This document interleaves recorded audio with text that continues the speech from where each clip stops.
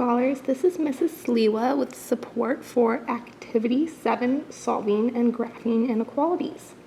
I will go over some key understandings as well as 5 examples. By the end of this video, scholars will be able to solve, graph, and write inequalities from a graph. Inequalities are indicated by the math symbols shown below, meaning greater than, less than, greater than or equal to, and less than or equal to. When asked to graph inequalities, there are several key underlying ideas. The first being that graphing is a way to represent solutions. And when we're representing solutions on a graph, we're shading the area where the solutions exist. Solutions are any values that make a mathematical statement true. So for example 1, graph b is greater than 4/5. We're graphing or shading all of the values that make that inequality true.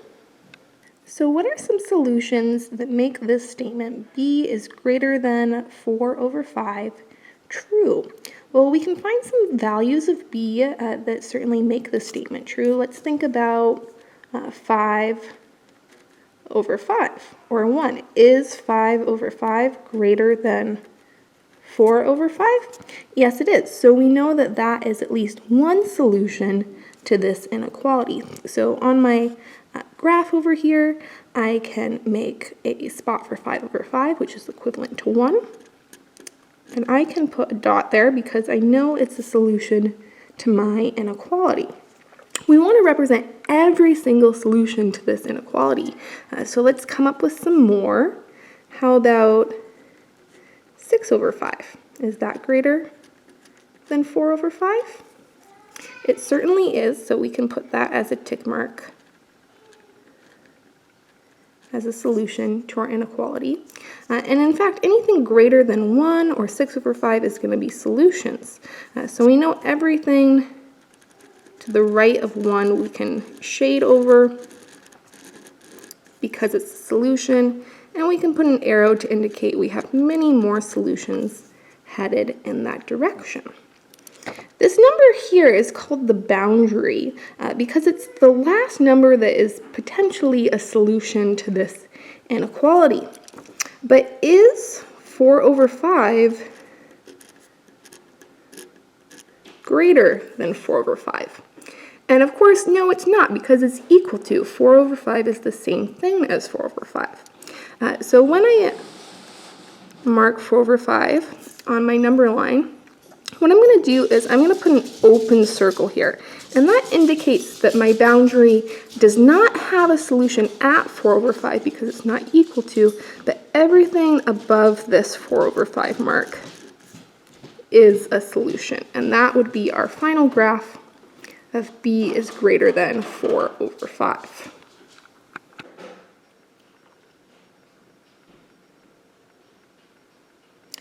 In example 2, we're going to write inequality from the graph shown. We can see that our boundary number here is -3, and it's a closed dot, so that means that we must have either a greater than or equal to or a less than or equal to symbol for our inequality, because that closed dot means -3 is a solution. So we can go ahead and start by just writing that -3 number, since we know that's our boundary. And let's think about these other solutions. Are they greater than or are they less than that boundary solution?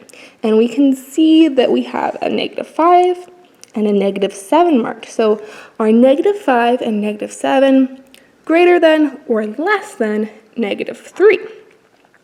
And what we know is that -5 and -7 are smaller numbers, they're more negative, so they must be less than -3.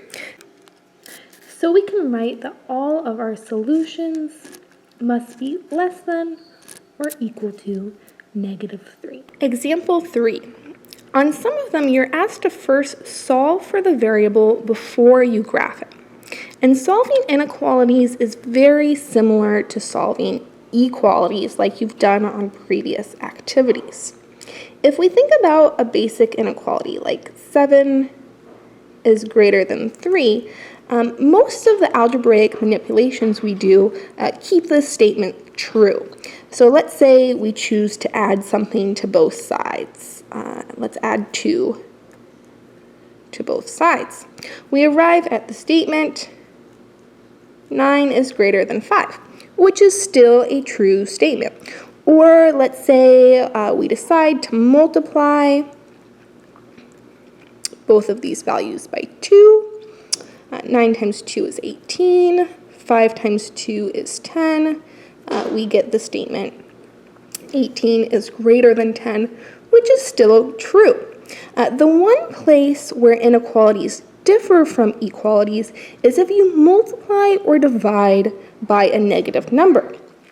Let's say we divide both of these sides by -2. If we divide both sides by -2, we get -9 is greater than -5.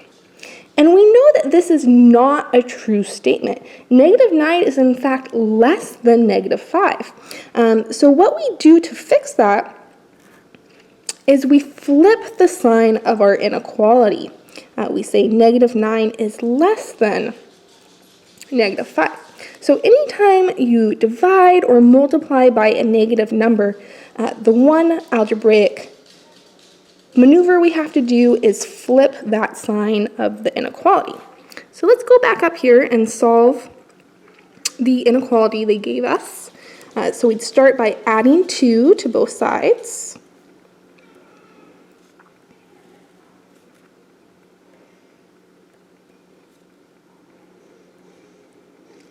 And then we need to divide both sides by -3. So we'll be left with x on this side. I'll cancel to become 1. We'll get -3 on the right side. And then, because of that algebraic difference between solving equalities, what we need to do is flip the sign from a greater than or equal to a less than or equal to. Now that we've isolated our variable, so it's all by itself, we can graph this inequality. So I know I'm going to need -3 somewhere on here, and then a few numbers that are greater than -3, maybe -2, -1, and a few numbers that are less than -3. And then our boundary is at -3, so I will put a closed circle there since it's an equal to sign. And all our other solutions are less than or equal to -3, so we'll shade to the left. Example 4, we're asked to solve and graph an inequality where it says x plus 4x is greater than or equal to 10, or x plus 2 is less than or equal to 2. So in this case, what we're going to do is solve each of these inequalities individually. So for the left-hand one, x plus 4x. If we combine like terms, we get 5x. And then dividing both sides by 5, we arrive at the inequality x is greater than or equal to 2. For the right side, we would subtract 2 from both sides, which leaves us with the inequality x is less than or equal to 0. Because this is an or statement, what that means is that solutions to this or this count. So we will graph both of these solution sets. So starting at my boundary for the first one, we have a boundary point at 2. And then for my second one, we have a boundary point at 0. So we know we need 0 on our scale, and we'll put some numbers below it and above it.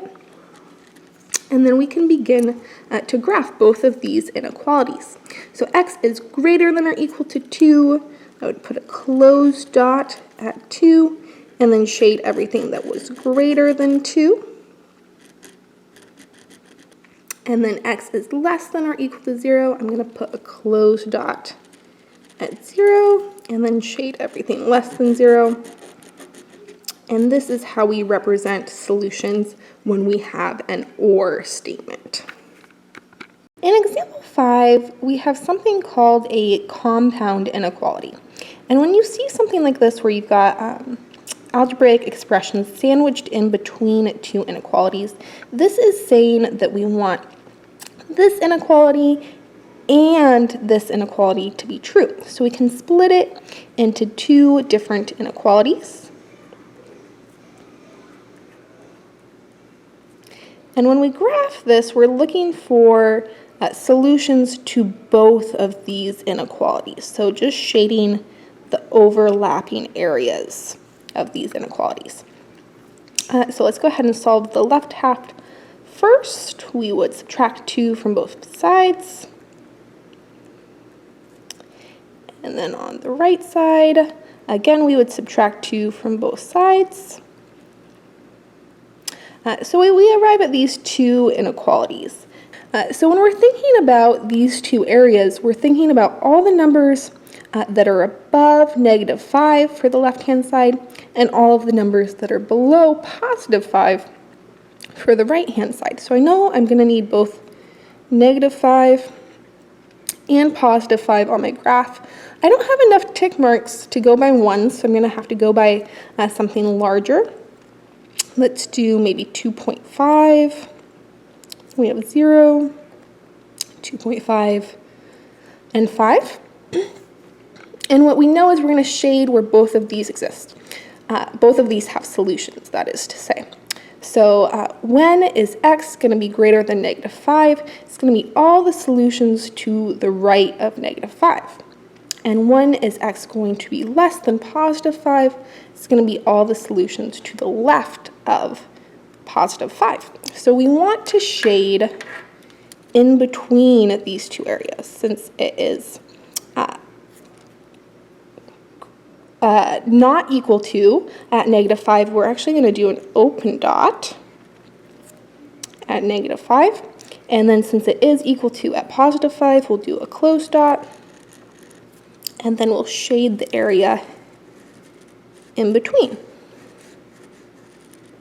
And that is our solution to our compound inequality.